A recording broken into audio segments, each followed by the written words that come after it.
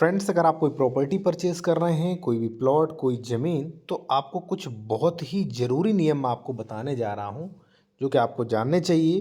क्योंकि कुछ प्लॉट्स पे जो है, वो रोक लगी है और फिर भी रजिस्ट्रियाँ हो जा रही हैं और रजिस्ट्री होने के बाद ऐसे प्लॉट्स पर नोटिस आता है आपको कि भाई आप इस पर निर्माण नहीं कर सकते। अब एक्चुअली थोड़ा ऐसे समझ लीजिए, जो कि आपके बेहद ज़रूरी, बहुत ज़्यादा काम आने वाला है, ठीक है? उससे पहले मैं एक चीज़ कहूँगा आपसे कि यदि आप कोई कानूनी सलाह, लीगल एडवाइस किसी मैटर में लेना चाह रहे हैं या आप कोई प्रॉपर्टी परचेज कर रहे हैं, उसका डॉक्यूमेंट्स वेरिफिकेशन करवाना चाह रहे हैं कि उसकी कोई डबल रजिस्ट्री तो नहीं है, अंश से अधिक विक्रय तो नहीं, केस तो नहीं चल रहा है उस पर, ज़मीन सही है कि नहीं, तो वो भी आप चेक करवा सकते हैं। कॉन्टैक्ट नंबर वीडियो के डिस्क्रिप्शन में मिल जाएगा। साथियों,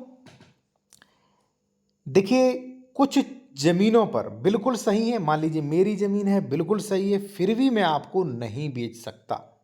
अगर आपने खरीद ली, रजिस्ट्री करा ली, तो ये नोटिस आता। अब देखिए, मैं बताऊंगा, कारण भी बताऊंगा, फिर निवारण भी बताऊंगा।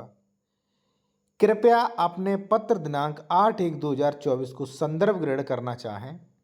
आप द्वारा जनसूचना अधिकार अधिनियम के तहत जो है मांग की गई थी, आपको अवगत कराना है कि ग्राम, परगना, तहसील के अराजी संख्या 228, जो कि प्रॉपर्टी नंबर है, यानी कि खसरा संख्या से बोल सकते हैं आप, गीडा के सुनियोजित विकास के लिए आरक्षित है।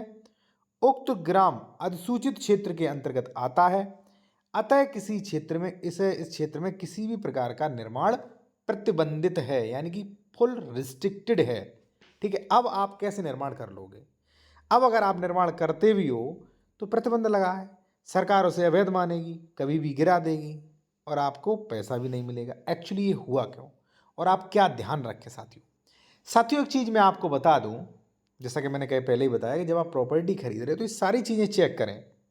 अब देखिए, आप तो गए वहाँ पर, रजिस्ट्री तो हो जाती है, किसी की भी रजिस्ट्री हो रही है और लाखों रुपए लग रहे हैं, फिर भी बेचारा ग्राहक परेशान, 2 लाख रुपए दे के फिर ये नोटिस आ रहा। बताइए कितना सरकार का ये गलत काम है भाई। 2 लाख आपने रुपए लिए रजिस्ट्री की, क्या फैसिलिटी दी आपने? अब हो इसलिए रहा है साथियों, क्योंकि अर्बन प्लानिंग डेवलपमेंट्स, देखिए एक नियम है, नियमानुसार मकान वगैरह जो महायोजना में हैं। अब महायोजना में अगर कोई भूमि इंडस्ट्रियल एरिया है, किसी के लिए आरक्षित रखी गई है, तो भले ही वो आपकी ज़मीन हो, आप वहाँ पर मकान नहीं बना सकते। अब जैसे मान लीजिए कोई महानगर क्षेत्र में किसी ज़मीन को, मान लीजिए कोई ज़मीन है, ठीक है, मास्टर प्लान में, मास्टर प्लान, ठीक है, मास्टर प्लान लागू हो गया शहर का, उसमें ये ज़मीन जो है, ये इंडस्ट्रियल एरिया जो है वो कर दिया गया, ठीक है, इसमें इंडस्ट्रियाँ लगेंगी, उन्होंने जो है मास्टर प्लान में कर दिया गया। अब इसमें हमारी ज़मीन, ठीक है, तो अब हमने आपको बेच दिया प्लॉट, आप बना रहे हो, तो ऐसा नहीं चलेगा। क्यों? क्योंकि जो योजना थी, जो मास्टर प्लान थी, वहाँ पे ये इंडस्ट्रियल एरिया है।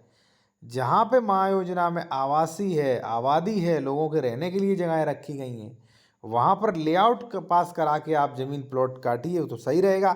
अगर मान लीजिए जो मास्टर प्लान में पहले से ज़मीनें आरक्षित हो चुकी हैं, वो किस पर्पज़ के लिए हुई हैं, और अगर आप उनसे अन्य पर्पज़ के लिए वहाँ पे उपयोग करना चाह रहे हैं, तो ऐसी चीज़ इलीगल है, नोटिस आएगा। इसी के साथ साथ मैं आपको एक चीज़ और दिखा दूँ, ये लखनऊ का मैटर है कि पूर्व पारित नामांतरण आदेश दिनांक निरस्त करते हुए भूमि राज्य सरकार में लगाए जाने हेतु सेवा में आख्या प्रेषित हो। ये ज़मीन भी क्या था कि पूर्व में मान लीजिए कहीं सरकारी की थी, भूमिधरी प्राप्त हो गया, बाद में आख्या लगी, तो ये ज़मीन पूरा कैंसिल हो गया, राज्य सरकार को नियत हो गया। तो कहने का मतलब साथियों ये है कि जो आप ज़मीन खरीद रहे हैं वो चेक करें कि इस ज़मीन का यूज़ क्या है, इसका लैंड यूज़ चेंज हुआ है कि नहीं, ये महानगर योजना में तो नहीं आ रही है, और अगर अगर आ रही है तो इसका वो क्या है, ठीक है, और ये ज़मीन सरकारी तो नहीं रही है, इसमें कोई विवाद तो नहीं है, इस पर कोई स्टे तो नहीं है, इसे अधिग्रहित तो नहीं किया गया, ये सारी चीज़ें चेक करें। और मैं आपसे फिर कहूँगा कि अगर आप कोई कानूनी सलाह लेना चाहें या आप कोई प्रॉपर्टी खरीद रहे हैं, परचेज़ कर रहे हैं, आप उसका डॉक्यूमेंट्स चेक करवाना चाह रहे हैं विशेषज्ञ द्वारा कि सर देख लीजिए इसमें कोई डबल रजिस्ट्री, अंश से विक्रय, ऐसा कुछ दिक्कत तो नहीं है, तो वो भी आप करवा सकते हैं। हमारा WhatsApp number, contact number video के डिस्क्रिप्शन में मिल जाएगा साथियों। तो कहने का मतलब ये है कि आप अगर प्रॉपर्टी खरीदें तो आप ये देख लें कि जहाँ प्रॉपर्टी खरीद रहे हो उसका लेआउट पास है कि नहीं, उसका एनओसी है कि नहीं, और बेसिकली जो है अवैध कॉलोनियाँ काटी जा रही हैं उत्तर प्रदेश में। और अगर आप फिर भी खरीद रहे हो तो फिर भी आप यहाँ पे ये आप देख सकते हो, ठीक है ना। इस तरीके से जो है ये चीज़ें चेक करिए आप चाहे तो मेरे द्वारा भी चेक करवा सकते हैं, मदद ले सकते हैं, फीस पे करके बात कर सकते हैं।